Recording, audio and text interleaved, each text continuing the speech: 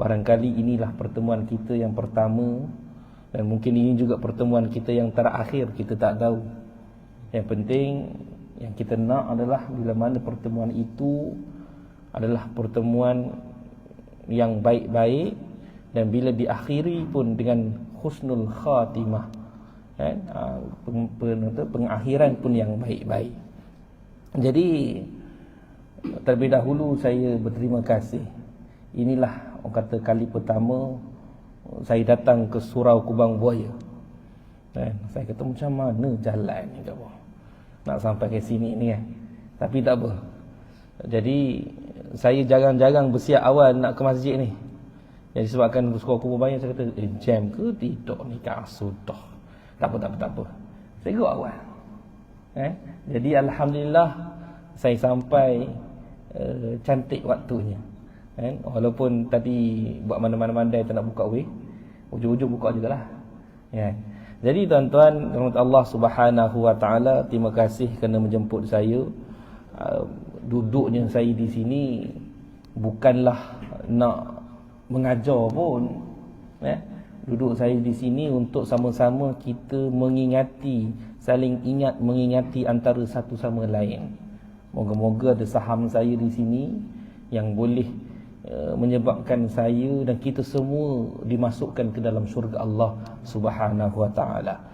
Baik, jadi hari ini saya diminta untuk berkongsi dengan tuan-tuan dan puan-puan semua adalah berkenaan dengan Isra' wal Mi'raj. Kan? Bila sebut Isra' Mi'raj, jadi saya percaya ramai di kalangan kita yang dah biasa dengar tentang Isra' Mi'raj. Betul? Kita dah menjadi satu perkara yang bukan luar biasa. Tetapi apa yang saya nak sentuhkan di sini, dan perkara ini perlu diambil tahu. Sebab orang kita dia memang suka tahu Isra' Mi'raj, dia suka nuzul Quran, dia suka tampal ayat 1000 dinar, dia suka tampal khutbah wida', khutbah terakhir Nabi. Tapi masalahnya dia tidak pernah nak mengambil ibrah, nak mengambil orang kata pengajaran daripada segala peristiwa-peristiwa yang dilalui. Tak pernah nak ambil pengajaran daripada ayat-ayat Allah. Tak pernah nak ambil pengajaran daripada khutbah-khutbah Nabi sallallahu alaihi wasallam. Jadi untuk mukaddimah pada hari ini, suka untuk saya menyentuh sikit tentang Isra' wal Mi'raj. Isra' ini ceritanya adalah perjalanan Rasulullah sallallahu alaihi wasallam dari Masjidil Haram ke Masjidil Aqsa. Tuan-tuan, perjalanan daripada Masjidil Haram ke Masjidil Aqsa, naik apa? Itu cerita dia. Kan? Perjalanan ini berlaku dalam satu malam, bukan satu hari, tapi dalam satu malam. Ini perkara yang saya nak kita sama-sama fikir. Sekejap lagi saya nak tuan-tuan sama-sama fikir dengan saya. Peristiwa Isra' Nabi sallallahu alaihi wasallam daripada Masjidil Haram ke Masjidil Aqsa. Selepas itu Nabi di Mi'rajkan, iaitu perjalanan daripada Masjidil Aqsa ni tadi dibawa naik Nabi sampailah ke Sidratul Muntaha, untuk bertemu dengan Rasulullah, bertemu dengan Allah, maafkan saya. Jadi dalam perjalanan ke sana ini dia melalui banyak episod-episod, cerita-cerita. Itu yang menariknya. Orang kita memang suka dengar episod-episod cerita-cerita ni. Tetapi perkara pertama yang saya nak sentuh tentang Isra' Mi'raj, tadi sirahnya. Sekarang kita pergi kepada pengajarannya. Apa dia tuan-tuan? Ceritanya, bila mana peristiwa Isra' wal Mi'raj ini diceritakan oleh Rasulullah sallallahu alaihi wasallam, disampaikan kepada umat Nabi Muhammad, kan? Diceritakan. Sampailah bertebaranlah cerita-cerita itu kepada orang Quraisy jahiliyah. Orang kafir sampai. Bila sampai kepada mereka, maka apa yang mereka buat? Apa yang mereka buat? Iaitu mereka menghina, mereka mengejek, memerli orang Islam ketika itu. Oi, kau tengok itu Muhammad yang kau sanjung sangat tu, itu Muhammad tu dah tak betul. Dah bawa cerita-cerita karut, dah bawa cerita-cerita yang mengarut. Kenapa? Sebab dikatakan dia boleh pergi daripada Masjidil Haram ke Masjidil Aqsa satu malam. Tuan-tuan, masa dulu mana ada kapal terbang? Naik mana? Ibarat saya kata kepada tuan-tuan, hari ni tadi saya baru sampai pada Jerantut, lebih kurang 5 minit Jerantut Kuantan ni. Tuan-tuan nak percaya? Tuan-tuan akan rasa macam, oi, ustaz sesat dah ni, silap kita ni panggil dia ni. Tak, nak ceritakan kepercayaan. Tetapi bila perkara itu ditanyakan kepada orang Islam, ditanyakan kepada Sayyidina Abu Bakar As-Siddiq, maka saya masih kira, siapa cakap? Nabi Muhammad cakap. Oh, Nabi Muhammad cakap. Nabi Muhammad benar. Sebab itulah Sayyidina Abu Bakar digelar dengan gelaran As-Siddiq, yang sentiasa membenarkan apa yang Nabi sebut. Tapi saya nak ceritakan bukan gelaran As-Siddiq itu, tetapi iaitu berkenaan dengan kepercayaan kita kepada ajaran Nabi sallallahu alaihi wasallam. Kepercayaan kita kepada kebergantungan kepada Allah Subhanahu wa taala. Itu perkara yang susah nak dapat sekarang. Tuan-tuan, kita selami betul-betul. Selama ini kita yakin tak Allah tu Tuhan kita? Tuan-tuan jangan ngapa tak yakin pula. Takut pula aku. Tapi saya nak tuan-tuan fikir, adakah tuan-tuan betul-betul yakin, bulat dalam hati itu Allah? Dan tuan-tuan percaya bahawa Allah itulah yang satu-satunya Tuhan yang akan tolong kita. Tidak ada Tuhan lain selain Allah. Apa yang kita minta dengan Allah, kita tahu Allah dengar permintaan kita. Kita yakin Allah akan kabulkan permintaan kita. Ustaz, saya minta lama dah Ustaz, tapi tak dapat-dapat dengan Allah. Tak? Ramai orang cakap macam tu, tuan. Kan, saya dah minta dengan Allah, tapi Allah tak beri. Dah saya nak minta pada siapa? Saya minta lah manusia. Bukan salah kan, manusia ni memang kita nampak depan mata. Ngayah pun, abah tolong abah, biasalah tu. Tapi nak ceritakan, kita ni percaya tak bahawa Allah akan tolong kita? Contoh tuan-tuan, dalam Islam ni dia memang agak satu banyak perkara yang kita tak boleh nak fikir dengan kepala otak ni. Kalau ikut logik, memang rasa macam pelik. Apa dia? Ceritanya adalah, contoh saya bawa berkenaan dengan sedekah. Tuan-tuan, keluar duit dalam poket ada RM50, kita derma 50. Tinggal berapa dalam poket? Kosong. Islam kata kalau kita nak rezeki bertambah, kita kena buat apa? Sedekah. Tuan-tuan percaya tak sedekah tu tambah rezeki? Ambil matematik tadi, isi 50. Ojeng. No, ojeng lah. Macam mana ni? Betul tak? Saya bukan nak menggugat kepercayaan tuan-tuan. Tapi saya nak kita dalami. Sebab kita tak percaya dengan Allah. Itu je cerita sebenarnya. Allah sebut tips nak kaya.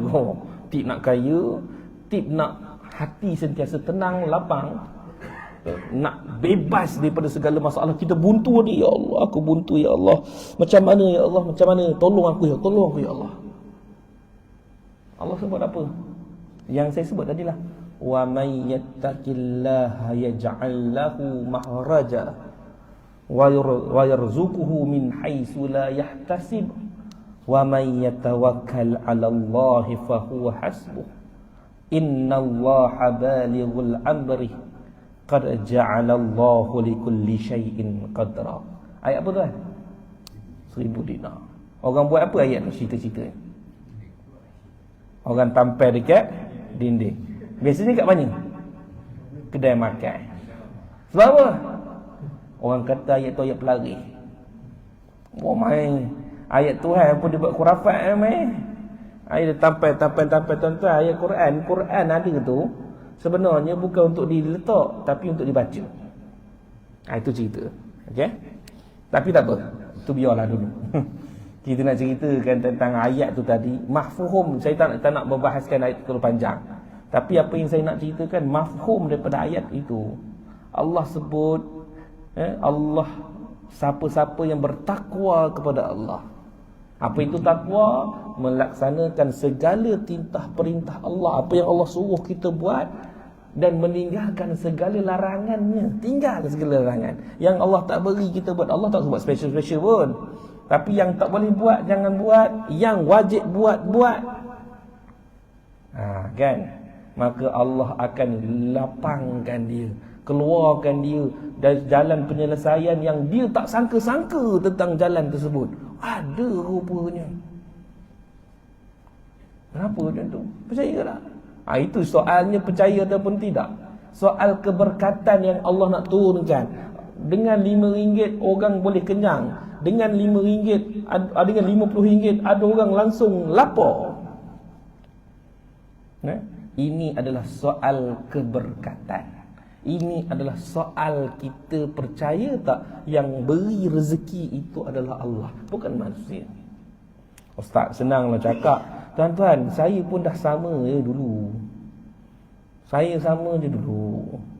Kita rasa bercakap ni kita banyak teori kan. Tapi akhirnya Allah nak tunjukkan bila kita praktis memang betul-betul berlaku. Betul. Saya baru lagi dibantu oleh orang. Tuan-tuan, baru lagi. Saya tak nak cerita sangat sebenarnya, tapi saya berkongsi perkara ini agar kita semua dah boleh faham. Apa dia? Orang beri saya duit untuk pergi umrah, tuan-tuan. Orang bagi saya duit. Berapa? 20,000. Tak apa Ustaz, saya bagi duit. Terkejut aku. Terkejut. Dalam kepala mikir dulu nak pergi payah. Tak ada, susuk. Hilang duit ni, tak cukup anak nak makan, macam-macam lah fikir. Akhirnya kata, malas fikir, aku selesaikanlah. Ada seorang ustazah ni cerita, belajar dia, cerita dengan saya. Ustaz, kita ni kena tunaikan hak Allah dulu, barulah Allah akan tunaikan hak kita. Dia beritahu apa yang wajib ini tunaikan. Kita pun tersentak. Betul. Pak, tak nak cakap banyak, buat tiba-tiba satu.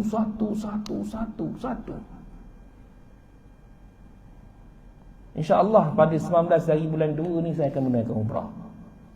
Ni cerita ni baru hot lagi ni. Ada lagi duit dalam poket. Bukanlah poket ni lah. Nak ceritakan. Tetapi keyakinan kita kepada Allah tu yang meletakkan kita ini di mana. Sebab itulah tuan-tuan, percayalah atas segala kebaikan yang kita buat, Allah sentiasa menilainya. Jangan kita rasa macam kurangnya, apanya. Saya percaya ini penting. Sebab itulah dalam peristiwa Isra' dan Mi'raj, perkara yang paling penting adalah dalam memulakan peristiwa tu, bila Nabi cerita ni, macam manalah aku nak kagumkan, kaitkan orang ni dengan cerita aku ni.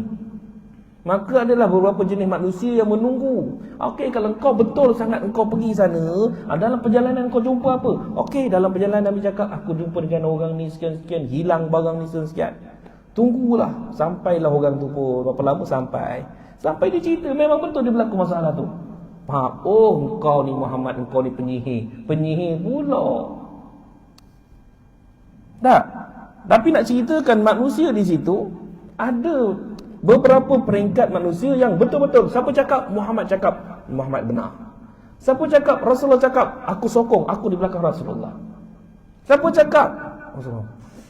Tak apa, kita tengok betul tak betul apa Rasul cakap tadi. Dia ada jumpa orang kat sini sikit. Itu orang level yang mana?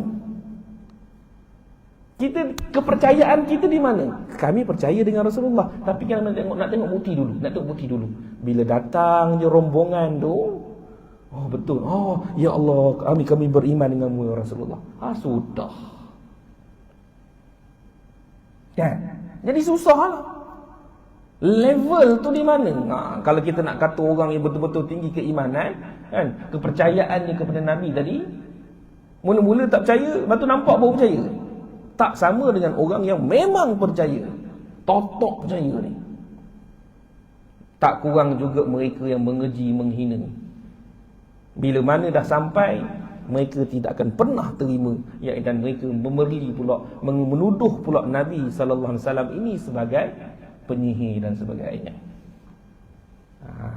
Jadi tuan-tuan, hari ini berdasarkan peristiwa Isra' dan Mi'raj ini, satu je yang saya mohon pada tuan-tuan, letakkan kepercayaan setinggi-tinggi kepercayaan kita kepada Allah. Kenapa? Tuan-tuan nak percaya siapa lagi?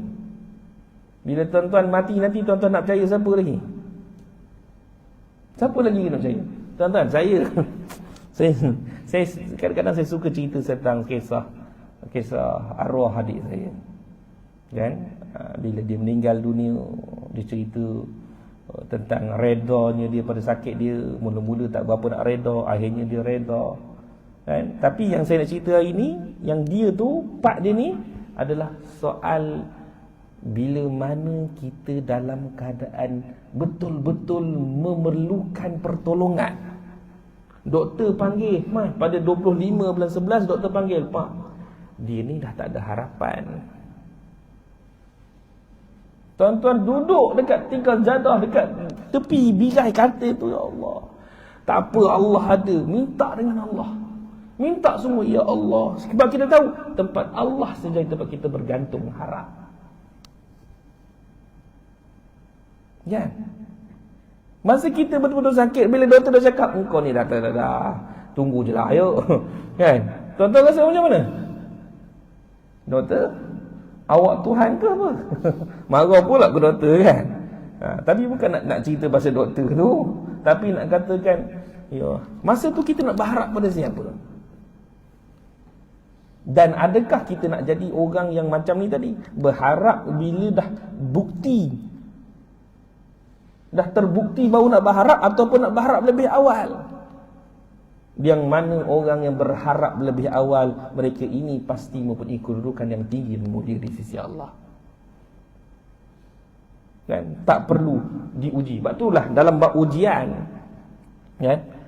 Sakit itu ujian. Perlu disyukuri, perlu disyukuri. Sihat itu syukur, sakit itu syukur, kaya itu syukur, miskin pun kena syukur. Allah, menda nak syukur, menda tak syukur. Makan tak cukup, pandai cakap, memanglah dia cukup. Maka siapa kata? Tuan-tuan, saya bawa kisah juga satu orang yang bernama Fir'aun. Tuan-tuan kenal Fir'aun? Kenal Fir'aun? Ada orang bila saya tanya dia, apa dia kenal? Bila mana dia hidup zaman tu? Cerita sikit Fir'aun, gigi dia macam mana? Kan? Sabar tu dekat bawah Fir'aun. Awal-awal dah menipu. Dah, dia salah faham. Ya? Kita tak kenal Fir'aun, tapi kita tahu kisah Fir'aun. Fir'aun ni tuan-tuan, legend tu. Legend betul. Hebat manusia Fir'aun ni. Dia memerintah berapa besar kawasan. Tetapi kerana dia tidak pernah sakit, dahlah kuasa milik dia, harta milik dia, kan? Dan tak pernah sakit, tak? Bila orang tak pernah sakit, dia rasa dia apa? Dia rasa dia Tuhan lah. Aku tak pernah sakit, aku tak pernah diuji. Ini orang tanya kita, kan, macam mana awak dapat beli rumah murah? Meh, sini aku nak ajar. Terus rasa hebat tu. Macam mana bawa kereta boleh angkat 2 tayar depan tu? Sini. Kita rasa hebat tu. Macam mana awak boleh baik pula daripada sakit ni? Makan apa ke? Oh gini, saya cerita makan dia gini. Oh kita cerita pada orang. Sungguh sangat. Sebab apa? Sebab kita rasa yang kita buat tu macam kitalah yang terbaiknya. Itu baru sikit. Tapi Fir'aun ini tak pernah sakit. Allah tak uji dia dengan sakit pun. Maka dia rasa dia tu adalah Tuhan. Nah, akhirnya Allah jahanamkan dia. Habis dia. Ceritanya kenapa? Sebab itulah saya kata sakit pun nikmat. Sebab Allah nak ingatkan kita. Barangkali kalau kita tak pernah sakit, tuan-tuan rasa apa? Siapa dalam ni yang tak pernah kena COVID? Ada? Ada dalam ni yang tak pernah kena COVID? Tak pernah kena? Pernah kena COVID? Pernah kena? Pernah kena? Pernah? Pernah? Pernah? Saya tak pernah kena, tuan-tuan. Sungguh tak pernah rasa COVID, pernah rasa macam lemah. Kan? Betul. Saya tak pernah kena COVID. Bahkan anak saya kena COVID, dia batuk ni, dia masuk dalam mata saya. Atau cek-cek COVID. Saya kata kepada isteri, tak apalah. Dah alang-alang dia batuk masuk dalam mata tadi, biarlah abang jaga dia dalam bilik seorang-seorang. Jaga dia. Baby ni yang jaga. Jaga sampai habis tempoh COVID. Aku tak kena COVID lagi. Rasa macam kita ni betul-betul apa? Orang yang imun kuat. Kan? Rasa macam hebat sangat dah tubuh badan ni, sihat sangat dah. Sekali kena garut lah. Macam mana? Ya, baru 2 hari lepas kena garut kedua kaki ni nak. Kan? Itu nak kata kalau Allah tak uji dengan garut, kita kata benda, aku ni hebat lah. Aku yang paling sihat. Isteri saya, ini cerita kok, best kok. Saya memang suka cerita tentang apa yang saya tahu, yang saya alami. Sebab saya tak nak buat cerita yang reka-reka, tuan-tuan. Minta maaf lah, saya bukan syok sendiri ni. Tapi memang saya cerita benda yang saya alami. Sebab dalam agama kita tak boleh reka-reka cerita. Kalau reka cerita sebab nak bagi sedap, tak payah cerita lah. Okay? Jadi dia mengaji dengan saya, abang ni imun asyik demam, bersesema, resdo. Benda tak kuat langsung lah ni. Balik nanti kalau, sebab saya orang masa COVID dulu, saya orang yang boleh lintas daerah, tuan-tuan. Saya boleh pergi mana-mana saya nak pergi. Sebab apa? Sebab Tuhan bersama saya.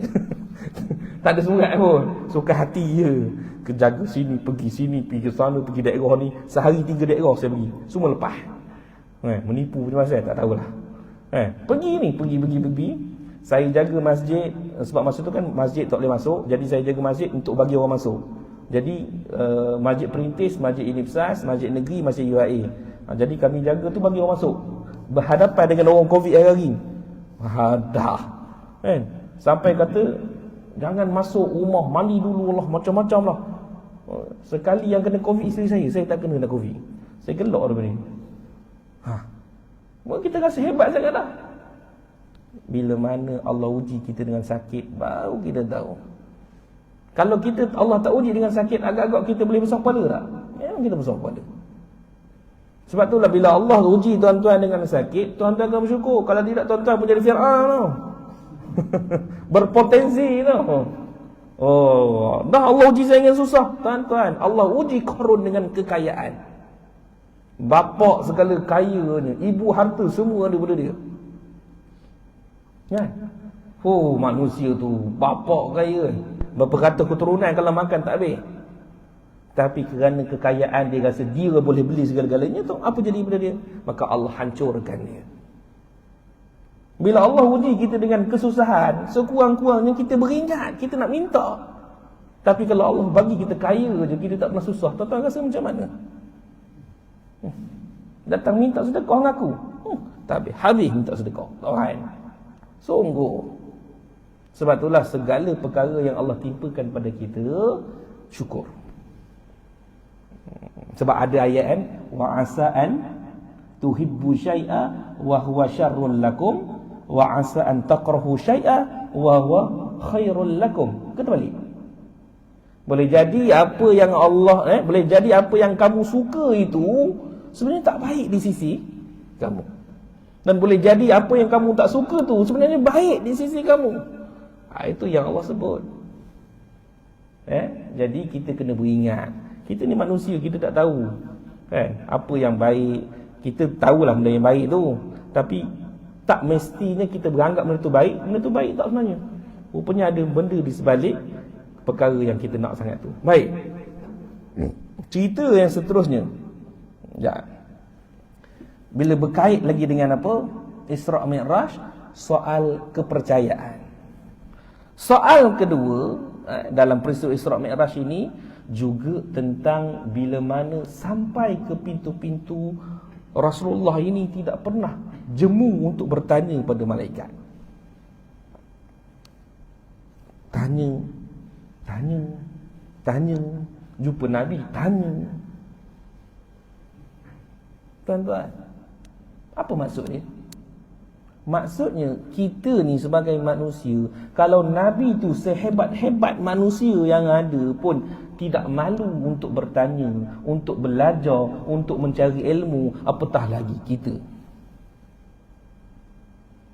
Antara pengajaran dalam Isra' dan Mi'raj ini, kita memang kena cari ilmu.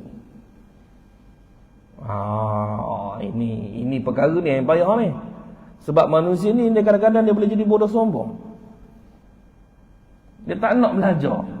Sekarang bila keluar sesuatu hukum, habis.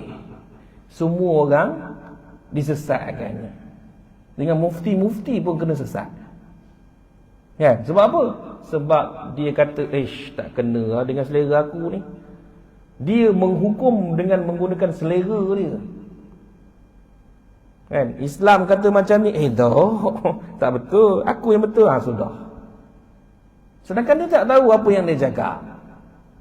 Sebab itulah sebagai seorang manusia, apa yang kita nak tengok adalah soal ilmu.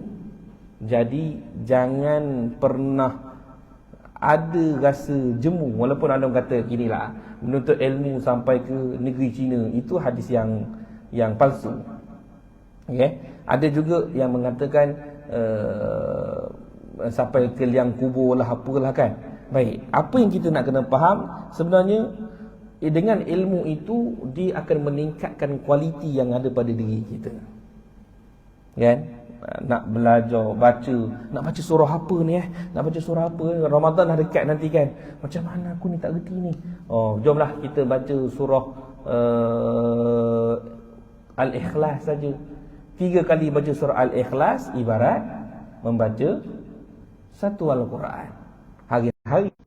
Kita tak tahu. Sembahyang sunat yang paling penting, sampai subuh duduk tunggu sekejap, pun azan. Azan ni lari kejap keluar, takut menjadi imam. Kalau jadi mayang awal ni sekarang, jadi kena jadi imam. Saya akan jadi imam kan selesai tak tahulah aku, biarlah lari, tak payahlah main sunat, duduk je kan.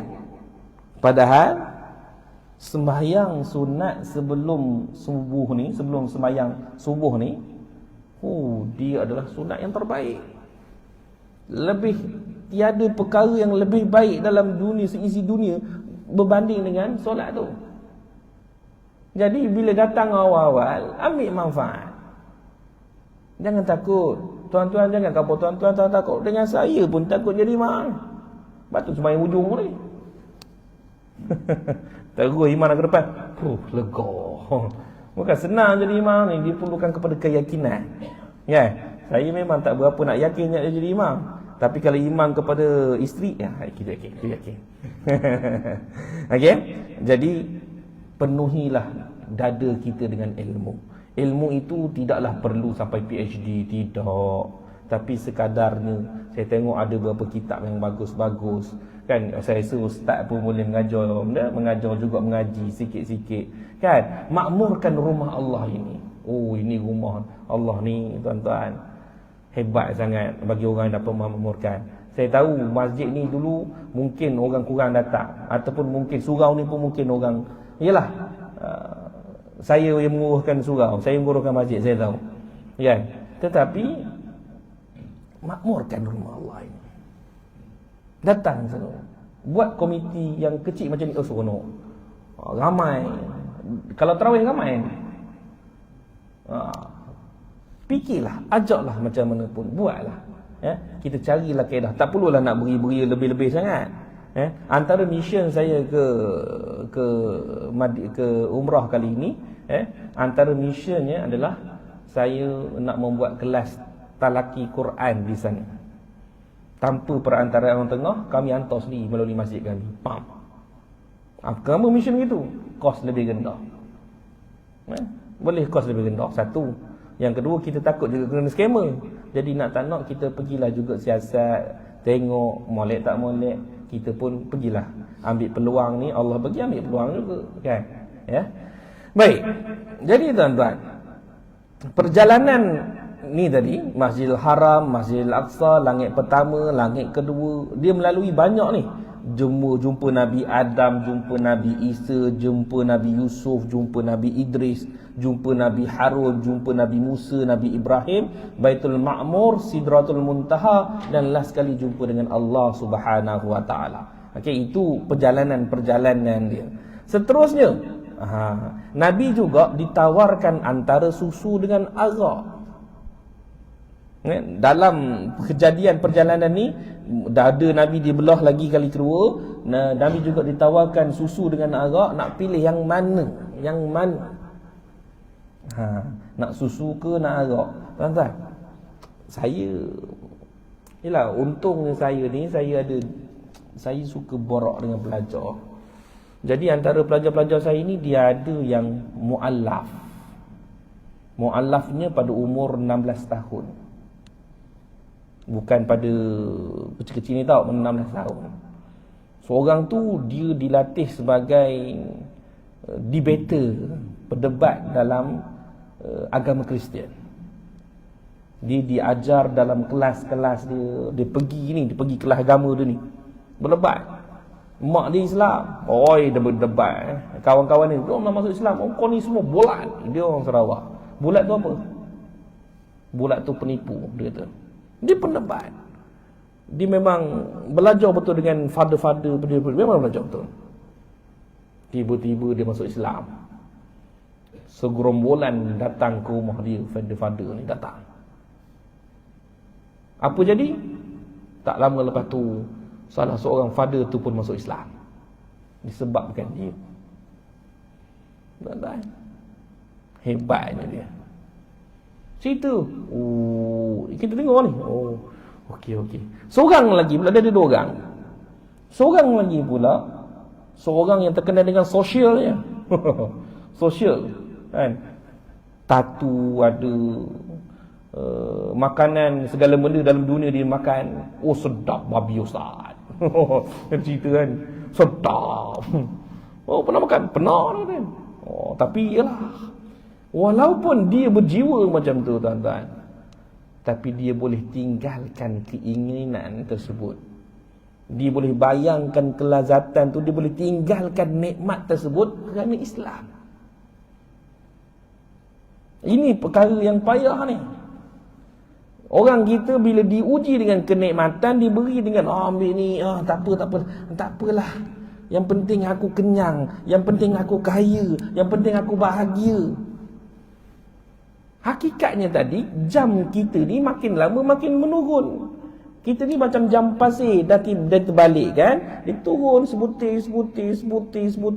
Pasir tu dah nak habis dah. Makin berkurang. Kan orang kat sini umur dia makin meningkat. Memanglah umur meningkat, tapi nyawa dia tu makin meningkat ke makin nak berhabis? Ustaz, saya rasa lah Ustaz, dulu nyawa saya mungkin 56 dah tamat, tapi tiba-tiba dia boleh naik 70. Mungkin akan datang naik 80 lah kot. Tuan-tuan ingin pelaburan. Dia boleh naik sekali, tiba-tiba kan jatuh remuk terus. Tak. Nyawa kita ni dah ditetapkan macam tu dah. Sampai satu masanya kita ni semua ini akan mati. Dalam ni tidak ada seorang pun yang akan hidup selama-lamanya. Walaupun tuan-tuan tengok cerita Dragon Ball, tetap akan mati. Kan? Kutiklah bola naga 7 biji pun mati juga. Kan? Jadi jangan berdoa sangat. Memang akan mati. Kenapa saya katakan mati? Sebab orang Islam tidak akan merasai betapa seksanya, dahsyatnya tiupan sangkakala ini. Dia tidak akan rasa.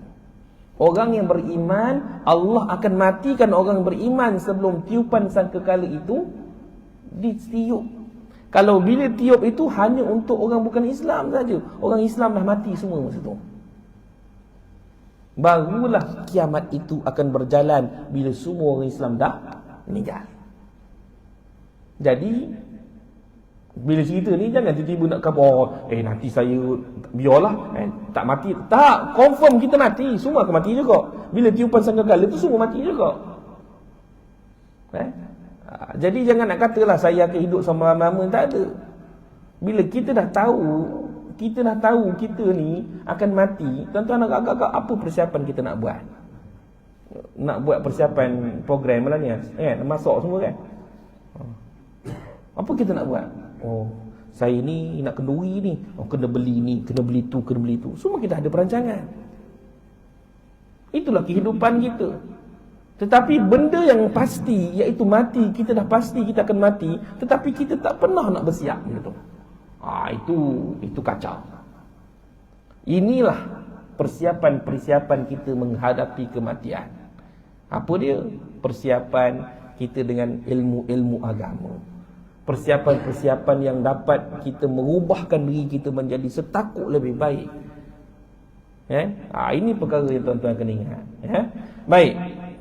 Nabi melihat malaikat yang menjaga neraka dan dengan muka tidak mesra dan tidak tertawa. Mana ada gelak, mana adanya. Tuan-tuan ingat malaikat ni boleh main dengan kita suka-suka. Malaikat ni sekali pun tidak akan lewat, sekali pun tidak akan makan rasuah. Ejah sikit, ejah. Tuan-tuan ingat malaikat ni boleh ejah. Ejah sikit. Tak ada makna. Itu yang kita kena pasangkan, betul. Saya lajukan sikit. Baginda sallallahu alaihi wasallam melihat syurga dan neraka. Betapa nikmatnya syurga itu, betapa dahsyatnya neraka itu digambarkan dalam orang-orang yang melihat neraka. Dalam neraka ini, baginda melihat orang yang makan harta anak yatim secara zalim, mempunyai bibir seperti bibir unta. Tengok bibir unta macam mana? Google. Besar mana? Malah buat kan jadi unta. Kan? Baik. Mulut mereka dilempar dengan batu keras dari api neraka, dan batu itu keluar daripada dubur mereka. Batu yang panas tadi dilempar masuk mulut, keluar, maksudnya bocor ni. Berterusan. Sebab apa? Sebab kita tidak akan mati. Yang mati sekarang ini, habis pada ni kita tak mati dah. Yang tak mati dah tu yang payah tu. Sekarang orang menyampah sakit hati, tak daya, tension orang bunuh diri. Dia ingat lepas dia bunuh diri tu dia akan apa? Selamat. Sebenarnya tidak, tuan-tuan. Sebab itulah kita kena jaga sangat tentang perkara tersebut. Mudah-mudahan Allah lindungi kita, doa yang baik-baik. Ya. Tapi bila seseorang itu lemparkan batu, dia tak mati, dia hidup balik, sentiasa hidup, dan sentiasa akan menanggung azab itu. Jadi jangan makan harta anak yatim ini dengan cara zalim. Itu antaranya lah. Yang lain apa? Pemakan riba, yang mana mempunyai perut yang besar. Jangan tengok perut saya tak makan riba. Ini cerita selepas tu. Perut riba. Keluarga Firaun akan melalui kawasan mereka ketika mereka dilemparkan dalam neraka dan dipijak-pijak. Perut dia tu Firaun lalu pijak. Mana Firaun dah gitu kena seksa, buat lagi korang. Haru tu Firaun ni. Tapi nak ceritakan sini tentang riba. Bila cerita tentang riba, nescaya kita akan kuliah sampai esok pagi. Cerita tentang riba ni, tuan-tuan, kalau sebab saya banyak kuliah muamalat. Riba ni saja mengambil masa lebih kurang dalam sebulan. Kalau sebulan tu kuliah setiap minggu tu 4 minggu cerita pasal riba saja. Itu pun tak habis lagi. Tapi yang paling penting sekarang, mudahnya, apa yang saya harap, tuan-tuan, kalau terlibat dengan riba, maksud riba ni apa? Riba yang tuan-tuan sedar, akaun gaji, akaun pencen, jangan duduk dalam akaun konvensional. Saya tak suruh tuan-tuan tukar bank Tuan-tuan duduk di CIMB, tukarlah CIMB Islamik. Maybank tu tuan-tuan syahadahkan dia. Syahadahkan Maybank tu. Jadi masuk syahadah bank tu macam mana? Bukan asyhadu alla ilaha illallah, bukan. Buat apa? Pergi jumpa Maybank tu, tukar pada Islamik. Itu syahadah dia tu, tukar kepada Maybank Islamik. Hong Leong, dah lama dah masuk Islam dia. Kan? Ambil Hong Leong tu, pergi jumpa muallaf Hong Leong. Apa muallaf Hong Leong? Islamik jugalah akaun. KWSB. Hak ni hak babi ramai. Kan? Tahu babi? Babi ni kan babi tu kan? Salah pula dengan orang. Orang faham tahu babi ni apa kan? Babi ni degih. Kalau saya kena sebut sebab anak murid saya banyak yang luar negeri faham. Bila sebut babi dia macam benda lah ustaz aku nak babi-babi kau orang. Bukan. Kan? Ni babi ni degih. Kan? Yang degih sangat tak nak tukar WSP tuan-tuan. KWSP tukarlah pada Islamik. KWSP I. Ada I tu, tukar. Jangan dibiarkan dia berterusan dalam keadaan kufur. Biar duduk ego. Kenapa? Sebab dalam tu ada pinjaman berteraskan riba, faedah. Bila ada faedah, kita ada saham sekali. Jadi kalau tuan-tuan ada saham, tuan-tuan join lah sekali dalam ni. Tengoklah Firaun. Jangan lupa cerita kat saya macam mana Firaun nanti. Nak cerita? Nak duduk dulu? Tak nak lah. Kalau tak nak, tak duduk lah. Ya? Baik, seterusnya para penzina yang memakan daging yang kurus dan busuk, walaupun di tangannya ada daging yang gemuk dan segar. Penzina ni. Perempuan yang melakukan maksiat dengan lelaki yang diharamkan mereka. Apa yang Rasulullah tengok, mereka ini tergantung dengan payudara mereka. Baginda melihat rombongan penduduk Mekah yang pergi dan balik dalam satu perjalanan. Ini yang ceritalah rombongan penduduk ini yang menjadi saksi bahawa apa yang Rasulullah cakap itu benar. Yang kita cerita tadi. Jadi dah masuk waktu saya tak boleh lama-lama tuan-tuan. Minta maaf sangat-sangat. Saya seronok kat sini. Tapi saya dah cerita dengan imam tadi, habis je solat isyak ni saya terus balik. Saya akan sampai di seminit dekat Jantuk. Dah. Saya kena balik ke universiti sebab ada serahan bendera untuk kejohanan sukan IPT Malaysia.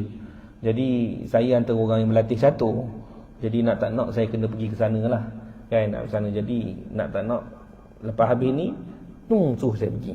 Jadi saya minta maaf lah, saya tak dapat bersama dengan tuan-tuan untuk makan. Bukan tak lalu bukan jangan salah faham. Saya cerita awal-awal ni sebab memang saya kena kejar ke sana. Kan? Lepas habis kejar ke sana, esok balik ke Jerantuk, batu Sabtu, hari Sabtu Jerantuk, Sabtu ke Kota Meluh pula, Ahad Isnin ke Kuala Lumpur, balik ke Kuantan, hari Selasa Rabu ke Kedah pula. Kedah tu mampus aku. Itulah. Bapak jauh perjalanan. Tapi nak buat macam mana kan? Kita kerja dan kita pun seronok kan? Jadi saya harap tuan-tuan doakanlah ke saya. Moga-moga Allah beri kesihatan, kebaikan. Allah mudahkan segala-galanya. Bukan saya je lah, kita semua. Moga Allah lindung kita. Moga Allah berkati kita. Tuan-tuan, apa yang paling penting, apa yang saya harapkan sangat dalam Isra' Mi'raj ini, yang pertama, kita ni yang disebutkan dalam Al-Quran itu yakin. Jangan pernah tidak yakin, jangan pernah berputus asa dengan Allah. Yakin dengan sepenuh-penuh kepercayaan kepada Allah. Jangan ada pernah rasa doalah, yalah mungkin Allah terima. Jangan mungkin dengan Allah. Kalau tuan-tuan anak kita tak percaya dengan kita, tuan-tuan rasa benda. Anak kita ni, you ke? Kita rasa apa? Kan? Ini, kita ni adalah hamba dia. Kita pula tak yakin dengan Allah. Percayalah dengan sepenuhnya kekuasaan cerita-cerita Allah itu. Islam ini sentiasa melebihi zaman dan juga taatilah segala perintah Allah dan Rasul. Buat apa yang Allah suruh buat, tinggal apa yang Allah suruh kita tinggal. Mudah saja. Mudah-mudahan satu hari nanti kita jumpa lagi. Andai kata kita tak jumpa, tuan-tuan jumpa saya di padang mahsyar. Tuan-tuan masuk syurga, tarik saya sekali. Kalau masuk neraka, jangan tarik aku. Masuk syurga tariklah saya sekali. Mudah-mudahan kita semua ini dijemput oleh Allah Subhanahu Wa Taala dalam keadaan husnul khatimah. Baik tuan-tuan, sekadar itu sahaja perkongsian saya. Ambillah pengajaran yang baik daripada segala perkara yang ada. Jika ada salah tutur kata saya ini yang menyakiti hati tuan-tuan, yang tersalah cakap, tersinggung hati, tersalah budi bicara, tutur kata ini, saya mohon maaf. Tidak ada pun nak menghina, nak membeli siapa, tak ada. Sebab saya tak kenal pun sampai sini, imam pun kenal ini Jadi orang kata tak adalah nak menghina, tak ada. Sekadar untuk berkongsi. Mudah-mudahan apa yang disampaikan ini memberi di bawah lembayung rahmat dan kasih sayang Allah. Baik tuan-tuan, sekadar itu saja. Kita tangguh kuliah kita pada malam ini. Kita berganti, bukan tangguh Kalau tangguh kan bila pula mari balik. Kita ganti, kita tutup kuliah kita pada malam ini dengan kafaratul majlis dan surah Wal-Asr.